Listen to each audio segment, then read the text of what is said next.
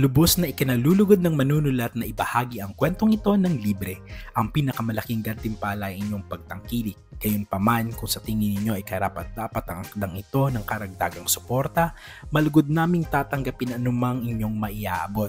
Maaari po ninyong gamitin ang QR code na nasa inyong screen. Anumang halaga ay makakatulong upang patuloy na makalikha ng mga bagong kwento. Tandaan, hindi po ito sa pilitan, kundi isang voluntaryong pagsuporta lamang. Maraming salamat po. Kung na-enjoy nyo ang kwento sa channel na ito, i-click mo na yung subscribe button sa baba at para sure na hindi ka maiwan, i-on mo na rin ang notification bell para ikaw ang unang makakita sa bagong upload namin. Ang nilalaman ng akdang ito ay buong-buong katang-isip lamang. Lahat ng pangalan ng tauhan, mga lugar at pangyayaring inilarawan ay mula sa malikhaing imahinasyon ng manunulat. Kung mayroon mang pagkakahawig sa mga pangalan ng tao, lugar o insidente sa tunay na buhay, buhay man o yumao, ito ay hindi intentional at isa lamang purong nagkataon.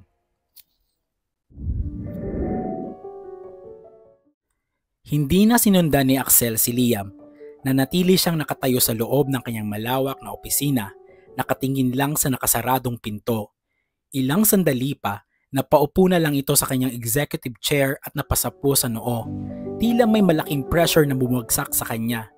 Nagsisi siya sa sinabi nito. Ang salitang "you're fired" ay labis na nag-iwan ng kirot sa kanya. Hindi yun ang galing sa kanyang isip, kundi sa galit at frustration niya na hindi niya makontrol ang tao. Ngayon lang siya nakaramdam ng ganitong klaseng galit. Galit na nagmumula sa pagmamalasakit at pag-aalala na humantong sa pagkakamali. Napailing si Axel. Iba talagang epekto ni Liam sa kanya. Ang lamig ng kanyang pag-uugali ay tila natunaw tuwing si Liam ang kasama. Iyon ang dahilan kung bakit niya pinipilit itong utusan at kontrolin dahil natatakot siyang harapin ang kanyang damdamin. Pagkatapos ng ilang minuto ng pananahimik at pagsisisi, bumangon si Axel at nagmadaling bumaba sa executive floor. Pagdating niya sa lobby, hinanap niya si Liam sa front desk. Ngunit gaya ng kanyang inaasahan, hindi na niya naabutan ito. Wala na ito, nakaalis na ito ng hotel. Agad na tumawag si Axel gamit ang kanyang telepono. Tinawagan niya ang kanyang secretary at inutusan na i-clear lahat ng kanyang schedule at ipinahayag ang pagpapahinga niya sa buong maghapon. Pagkatapos niyon, tinawagan niya ang kanyang driver at sinabihan itong dalhin ang kanyang sasakyan sa harap ng hotel. Pagkatating ng sasakyan, binuksan ni Axel ang pinto at sinabihan ang kanyang driver na umuwi na, aalis siya at si Axel lang ang magmamaneho. Sa kabilang banda, matapos umalis sa hotel, hindi muna umuwi na si Liam sa boarding house. Ang tanging nais niya ay makahanap ng lugar kung saan siya pwedeng makapag-isa. Kaya pumunta siya sa Ayala Triangle ng Makati para doon magpalipas ng oras. Sa gitna ng sementado at mataong parke, tinawagan niya si Reyna ngunit hindi ito sumasagot. Inisip niyang baka nasa locker lang ang telepono nito dahil abala ito sa trabaho. Walang kaibigan si Liam na maaari niyang puntahan sa sandaling iyon. Ang matagal nang pinipigil na luha at sama ng loob ni Liam ay tuluyan ng lumabas. Nakaupo siya sa isang bench at doon niya inilabas ang lahat. Iyak siya ng iyak. Bigla, may lumapit kay Liam at nagsalita. Nag-angat ng tingin si Liam. Si Zeke iyon, ang kapatid ni Axel na hindi pa alam ni Liam na magkapatid sila. Napatingin si Liam kay Zeke, pamilyar ang mukha nito. Naalala niya ito yung bumisita dati sa hotel na alam ang kanyang pangalan. Nag-abot ng malinis na panyo si Zeke. Walang salita, tinanggap niya ang panyo ni Zeke at ipinunas iyon sa kanyang mga mata. Pasensya na, napadaan lang ako rito at nakita kita. Sabi ni Zeke, ang kanyang boses ay malumanay. Pagkatapos, umupo si Zeke sa tabing niya. Tiningnan niya si Liam at muling nagsalita. Kung gusto mo ng kausap, huwag kang mag-alala, I'm just here. Hindi kumibo si Liam. Patuloy pa rin ang pag-agos ng kanyang luha. Ngunit, nagsasalita pa rin si Zeke. I know you don't know me but I know you, sabi ni Zeke, ang boses ay seryoso. Alam ni Liam na alam ng lalaki ang pangalan niya. Naalala niya ito nung unang pagkikita nila sa hotel. Pero ang pagkakasabi ni Zeke nito ngayon, parang kilala siya nito ng personal. Biglang umayos ng upo si Zeke at tumingin ng diretso kay Liam. By the way, I need to properly introduce myself. I'm Zeke Viga. Sa sandaling marinig ang apelyido, tumayo bigla si Liam. Ang kanyang luha ay natuyo, napalitan ng pagkabigla at pagtataka. Kaano-ano mo siya? Tanong ni Liam, ang boses ay nanginginig. Si Axel Viga, ngumiti si Zeke. Kuya ko, simpleng sagot ni Zeke. Nagulat si Liam sa revelasyon. Hindi niya inaasahan na ang lalaking nagpatahan sa kanya ay kapatid ng lalaking nagpatalsik sa kanya. Huwag kang mag-alala, walang sinabi si Kuya Axel sa pamilya tungkol sa inyong dalawa, pagpapatuloy ni Zeke. Tila nababasa ang pag-aalala ni Liam. Ang pamilya namin ay may reliable sources kaya alam namin halos lahat na nangyayari sa bawat miyembro ng pamilya, paliwanag ni Zeke. Lumingon si Zeke kay Liam, ang kanyang tingin ay puno ng pag-unawa. Kahit hindi sabihin ni Kuya Axel, alam kong he is into you. Hindi nga lang niya ma-express ng maayos kasi sanay na sanay ang kuya ko na maging malamig. Agad namang sumagot si Liam sa sinabi ni Zeke. Wala pong namamagitan sa amin ni Sir Axel, giit niya. Ngumiti naman ang gwapong si Zeke. Sabi niya, kaya kayong dalawa nasasaktan ewan ko sa inyo. Pagkatapos tumayo si Zeke, humarap siya kay Liam. Siguro Liam, you better go somewhere muna na malayo kay kuya para matuto yun kung gaano kakahalaga sa kanya, patuloy ni Zeke. Hayaan mo, naniniwala ko everything will go well. Sa ganyang charm ba naman no one can resist you, ngiting may kahulugan na sabi ni Zeke. At ito'y nagpaalam na, bigla niyang hinalikan ang noo ni Liam na nagpagulat sa binata. Hindi na hinintay ni Zeke ang na magsalita si Liam at naglakad na ito palayo. Hindi naman sumunod si Liam. Nanatili siyang nakatayo at nag-iisa malapit sa bench, tulala sa revelasyon at sa kakaibang pag-uugali ng kapatid ni Axel. Nasa harap ng boarding house ni Liam si Axel. Sa loob ng ilang oras, matapos umalis sa hotel, direkta siyang nagmaneho patungo dito. Naghihintay siya sa loob ng kanyang sasakyan pero hindi pa rin ito dumarating. Nang dumating na ang gabi at wala pa rin si Liam, napagdesisyonan ni Axel na umalis na. Malungkot ang mukha nito, nabigo siyang makita at makausap si Liam. Ngunit sa halip na bumalik sa hotel o pumunta sa kanyang penthouse, dumiretso siya sa mansyon ng mga Viga. Pagpasok niya sa mansyon, dumiretso siya sa malawak na dining area at naabutan niyang kumakain ng hapunan ang kanyang mga magulang at ang kanyang kapatid. Nandoon si Chairman Alejandro Viga, ang kanyang ama, si Elena Viga, ang kanyang ina, at si Zeke, ang kanyang kapatid. What a surprise! Agad na sabi ni Mami Elena nang makita si Axel. Agad na lumapit naman si Axel kay Mami Elena para humalik sa pisngi nito. Gaya ng nakasanayan, tinanguan lang niya si Chairman Alejandro at ang kanyang kapatid na si Zeke. Si Zeke naman ay ngumingiti lang. Nagtanong si Chairman Alejandro kay Axel, "Ano ang sadya mo, Axel?" Agad namang sumagot si Elena sa asawa, "Ano ka ba, Alejandro? Of course makikipaghapunan siya sa atin." Pero kilala ng chairman ang kanyang anak. Hindi na nagpaligoy-ligoy si Axel. Seryoso ang kanyang mukha. "Dad, I want to take a very long leave of absence." Napahinto ang lahat. "I need you to appoint someone to take over the hotel temporarily." Tumingin siya sa kanyang ama.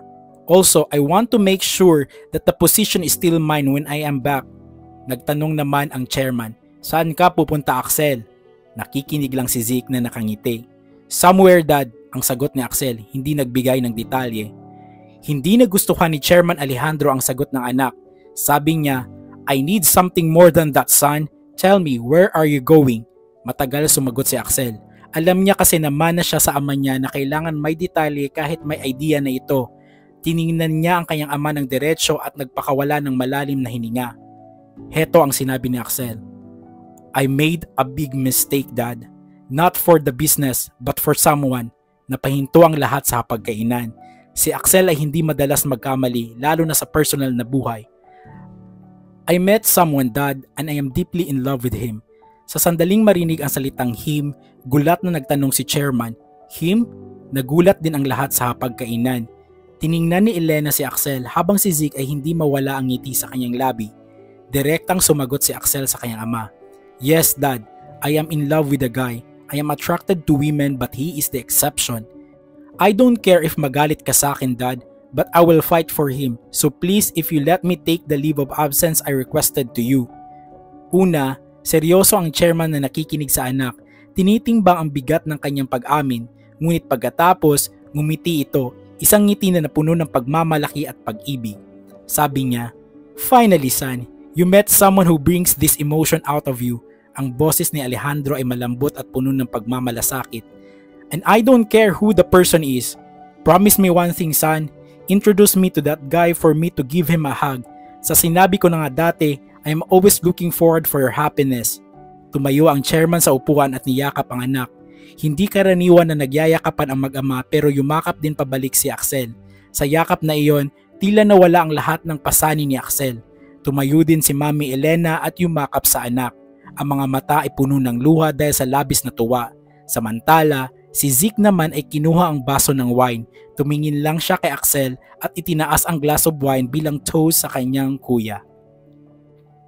Sa kabilang banda, nakauwi na si Liam sa boarding house.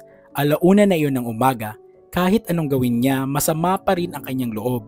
Habang nakahiga, iniisip niya ang sinabi ni Zeke na pwede siyang lumayo muna. Anyway, tinanggal na siya sa trabaho ni Axel at wala na siyang dahilan para manatili sa Maynila.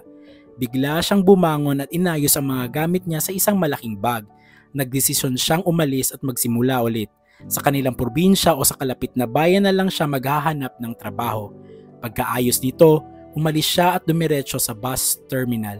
Buti na lang at mag-aalas 2 na ng umaga at may paunang biyahe na pauwi sa kanilang probinsya, sumakay siya agad. Habang bumabiyahe, hindi makatulog si Liam. Tahimik siyang nakatingin sa labas ng bintana. Tumutulo na lang ang mga luha nito nang hindi mapigilan, pero pinipilit niyang hindi humikbi para walang makapansin sa mga natutulog na ibang pasahero. Mag-aalas 8 na ng umaga nang makarating si Liam sa bayan nila. Mabilis siyang lumabas sa terminal at sumakay ng tricycle papunta sa kanilang bahay. Nang makarating siya, nasa harapan ang mag-asawang si Aling Celia at Mang Lito, abala sila sa paglilinis ng bakuran. Napansin nila ang dumating na tricycle at nagulat sila nang bumaba si Liam.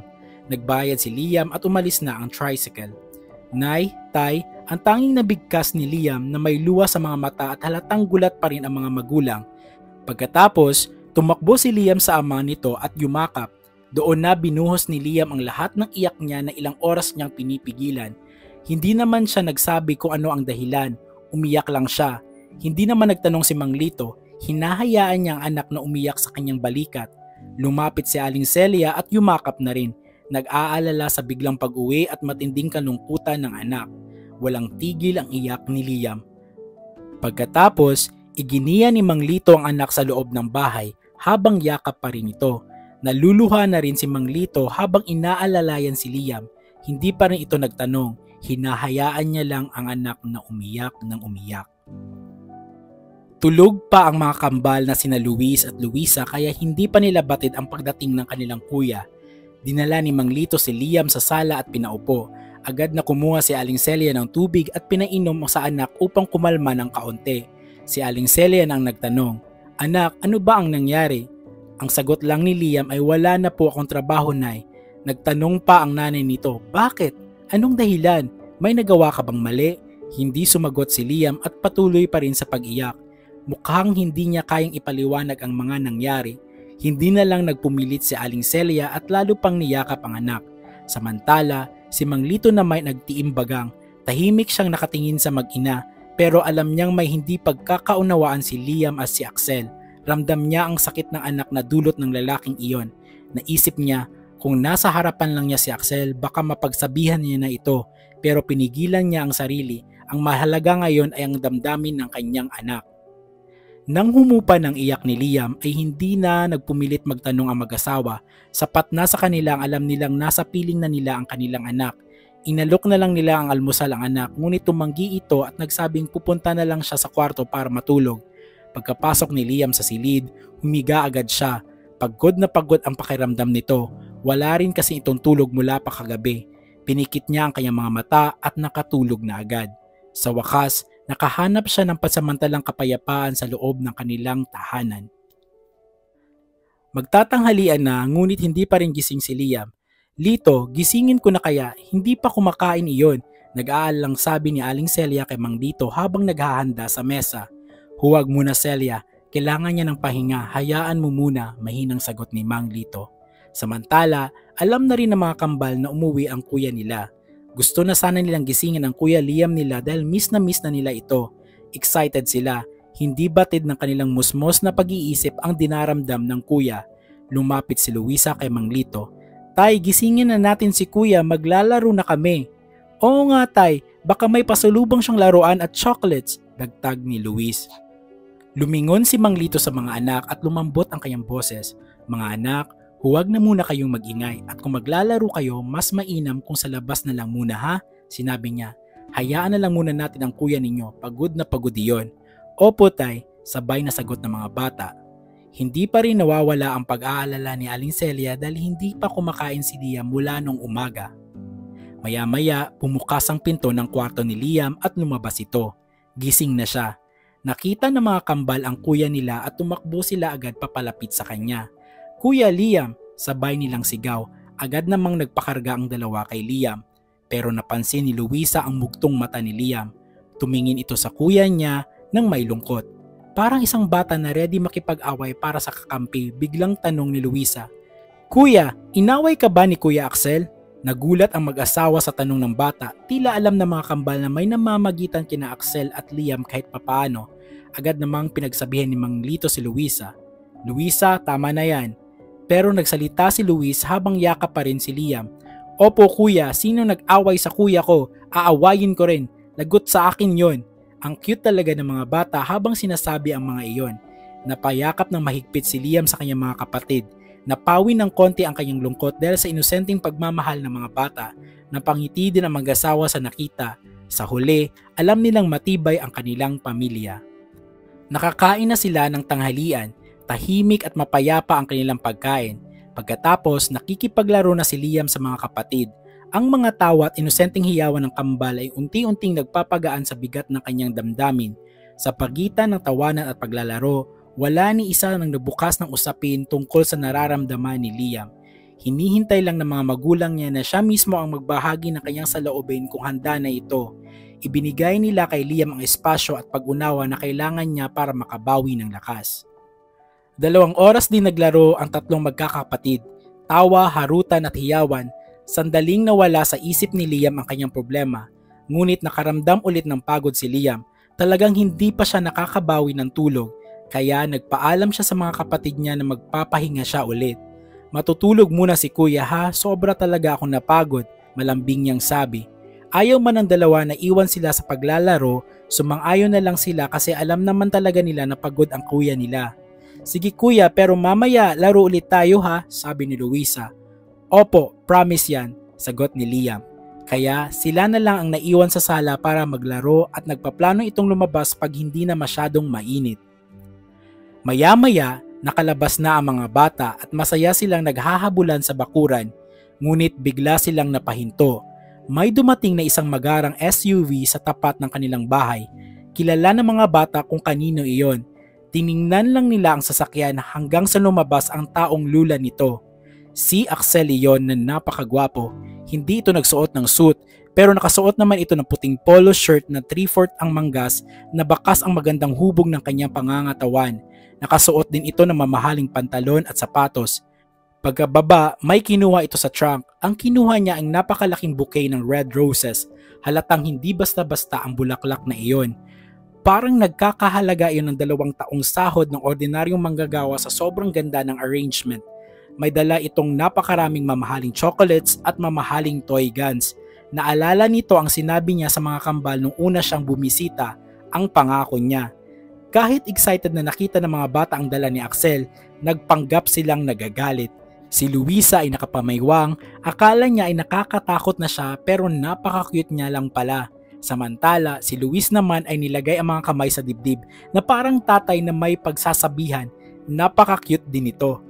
Lumabas si Mang Lito galing sa likod bahay nang marinig niyang may sasakyang huminto sa harap nila. Wala si Aling Celia dahil umalis ito kasama isang kamag-anak pagkatapos mananghalian at sa gabi pa ito darating. Nakita nga niya si Axel at ang mga dala nito. Tito, sabi ni Axel na parang nahihiya habang hawak ang mga dala nito. Si Mang Lito ay walang sinabing anuman maliban sa pumasok ka. Nginitian naman ni Axel ang kambal at binigay ang mga chocolates at toy guns. Tinanggap naman ito ng mga bata at nagpasalamat kahit galit-galitan pa rin. Ngunit sinabihan ni Mang Lito ang kambal na huwag munang kainin ang chocolate at ilagay muna ito sa ref. Sumang-ayon naman ang dalawa. Pagkatapos nilang gawin iyon, doon pa lang sila nag-alis ng packaging ng laruan upang subukan ito. Sinundan ni Axel si Mang Lito papasok sa loob ng bahay. Alam niya, seryoso ang kanyang kaharap ngayon.